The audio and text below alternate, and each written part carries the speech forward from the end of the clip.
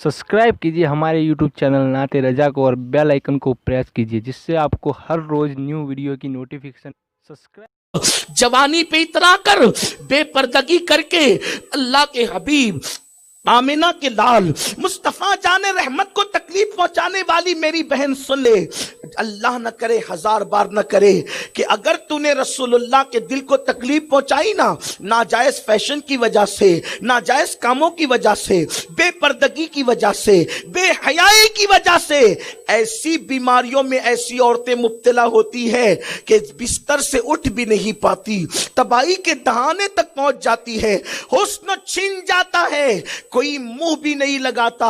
अच्छी तरह याद रखना, गुनाह इंसान को बीमारियों तक ले जाते हैं, गुनाह इंसान को तबाही तक ले जाते हैं।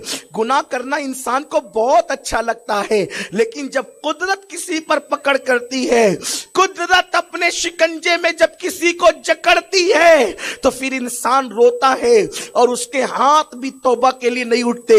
ऐ खातूने जन्नत की कनीजों, ऐसे काम मत करो जिससे अल्लाह गजबनाक हो जाए, जिससे अल्लाह तुमसे नाराज हो जाए।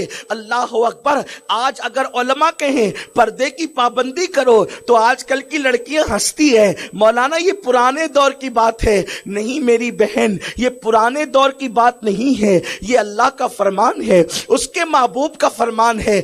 औरत सिनफे नाजुक है, औरत फूल से ज्यादा कीमती है, औरत सोने से ज्यादा कीमती है, औरत हीरे जवाहरात से ज्यादा कीमती है। इसलिए औरत का हुस्न अगर महफूज होगा तो पर्दे की वजह से। हजरत उम्मुल मोमिनीन आयशा सिद्दीका सलामुल्लाह अलैहा इरशाद फरमाती हैं, जब पर्दे का हुक्म नाजिल हुआ तो मदीने मुनव्वरा में अल्लाह के हबीब ने सहाबा को आयत पढ़ करके सुनाई कि पर्दे का हुक्म आ गया है। उस वक्त अंसार की कुछ औरतें ऐसी थी कि जिनके पास दुपट्टे नहीं थे तो उन्होंने अपने कमरबंद पर, कमर पे जो पटका बांधती थी, उस कमर के पटके को खोल करके अपना दुपट्टा बना लिया। और फिर हमने देखा मदीने मुनव्वरा में फज्र की नमाज में जितनी औरतें मस्जिद नबवी में आई, कोई औरत बगैर दुपट्टे की न थी, हत्ता कि उनके पास दुपट्टे नहीं थे और वो दौर इतना मालदारी का दौर भी नहीं था, तो कमर के पटके उन्होंने दुपट्टे बना लिए। लेकिन आज कौम की बेटियों को बार बार कहा जाता है, मेरी बहनों दुपट्टा सर पे ओढ़ो, बल्कि इस्लाम सिर्फ दुपट्टा ओढ़ने की बात नहीं करता, इस्लाम घूंघट लेने की बात करता है, यानी कि दुपट्टा थोड़ा सा ज्यादा नीचे खींचा जाए ताकि उससे आपका चेहरा छुपा हुआ हो। आजकल की लड़कियां पहले तो दुपट्टा ही नहीं ओढ़ती, ये घूंघट कहां से लेंगी? और फिर बहाने करती हैं औरतें कि मौलाना घबराहट होती है, मौलाना तकलीफ होती है, घूंघट लेने से तकलीफ होती है, बुर्का पहनने से तकलीफ होती है, चेहरा छुपाने से तकलीफ होती है। सुनो सुनो, आज ये चंद मिनट के दुपट्टे ओढ़ने के बहाने करने वाली हो, अल्लाह अकबर, घबराहट का बहाना करने वाली हो, ये घबराहट की कोई हैसियत नहीं है। अगर तुम घूंघट डालोगी, उसकी आदी बन जाओगी तो तुम्हें सुकून मिलेगा, तुम्हें इत्मीनान मिलेगा, तुम्हें करार मिलेगा। और अगर तुमने अल्लाह के हुक्म पे अमल नहीं किया तो फिर कब्र की काली कोठरी में तुम्हें एक दिन डाला जाएगा, जिस दिन तुम्हारी रूह का रिश्ता तुम्हारे जिस्म से टूट जाएगा। ना शौहर तुम्हारा रहेगा, ना बच्चे तुम्हारे रहेंगे, ना घर तुम्हारा रहेगा, ना ज़ेवरात तुम्हारे रहेंगे, ना लिबास तुम्हारे रहेंगे। कब्र में अकेले जाना है, अकेले अपने शौहर के हुस्न पर और दौलत पे इतरा करके अल्लाह की नाफरमानी करने वालियों, गुनाह करने वालियों, गुनाहों के अड्डों को आबाद करने वालियों, कब तक गुनाह करोगी, कब तक जुर्म करोगी? गुनाह कर करके कब तक रसूल पाक के दिल को तकलीफ पहुंचाओगी? उसी वक्त तक ना जब तक तुम्हारे जिस्म का रिश्ता तुम्हारी रूह से जुड़ा हुआ है। और याद रखना, जो मेरे नबी को खुश नहीं करता अल्लाह उसकी जिंदगियों से खुशियां छीन लेता है। ज़ेवरात तुम्हें खुश नहीं कर सकते, नरम गद्दे तुम्हें खुश नहीं कर सकते। अगर तुम्हें खुशी मिलेगी तो मदीने के ताजदार को खुश करके खुशी मिलेगी, उसके सिवा खुशी नहीं मिल सकती।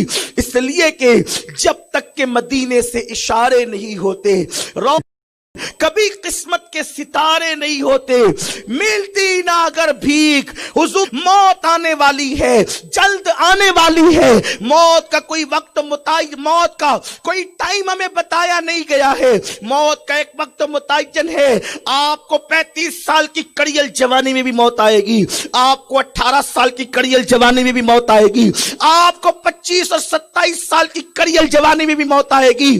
اللہ رسول کی نافرمانی کرنے والیوں، گھونگھٹ سے گھبرانے والیوں، پردوں سے گھبرانے والیوں، کافر اور مشرکوں کے بہکاوے میں آ کر شیطان نے تمہیں اغوا کر لیا ہے۔ شیطان کے جال میں پھنسنے والی میری بہنوں، جب تمہیں تمہاری قبر میں رکھ دیا جائے گا، اس وقت چاروں طرف سے قبر تمہیں دبائے گی، قبر جہنم کے گڑھوں میں سے گڑھا بن جائے گی۔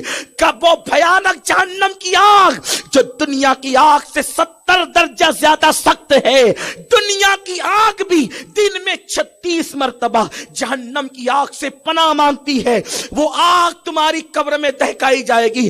چٹکا لگنے پر دن بھر بے چین رہتی ہو، یہ ٹیوب لگا لو، وہ مرہم لگا لو، وہ پٹی لگا لو، ارے چھوٹے سی انگار کے چٹکا تمہیں اتنا تکلیف پہنچاتا ہے، جب بے پردگی کی وجہ سے تمہاری پوری قبر میں جہنم کی آگ بھڑکائی جائے گی۔ بولو، کیا کوئی شوہر مدد کے لیے آئے گا؟ کوئی ماں مدد کے لیے آئے گی؟ کوئی بھائی مدد کے لیے آئے گا؟ نہیں، کوئی مدد کے لیے نہیں آئے گا۔ یہ بے وفا دنیا نے کس کے ساتھ وفا کی ہے جو تمہارے اور میرے ساتھ وفا کریں گے لوگ؟ نہیں، کوئی مددگار نہیں ہے۔ اگر وہاں قبر میں بھی کوئی مدد کرنے والا ہے تو ایک ذات ہے جسے محمد الرسول اللہ کہتے ہیں، آمینہ کا لال کہتے ہیں، عبداللہ کا لگتے جگر، محبوب رب العالمین، اللہ اکبر، محبوب کبریا، اللہ کا حبیب، اللہ کا نائب اعظم، اللہ رب العزت کا نائب اعظم، خلیفہ اعظم مصطفیٰ جان رحمت مدد کریں گے۔ لیکن ہم نے انہیں خوش کہاں کیا؟ ہم نے انہیں خوش کتنا کیا؟ ہم نے تو سہیلیوں کی خوشی کے لیے گالوں پر سرخی ملی، ہم نے تو سہیلیوں کی خوشیوں کے لیے ہونٹوں پر سور کی چربی ملی ہوئی سرخی اور لپسٹک لگایا، ہم نے تو اللہ اکبر دوسروں سے تعریف کے اور داد وصول کرنے کے لیے ناخنوں پہ نک پالش لگائی، حتیٰ کہ وہ نک پالش اتنی گندی ہے کہ اگر نک پالش، ناخن پر جو پالش لگائی جاتی ہے،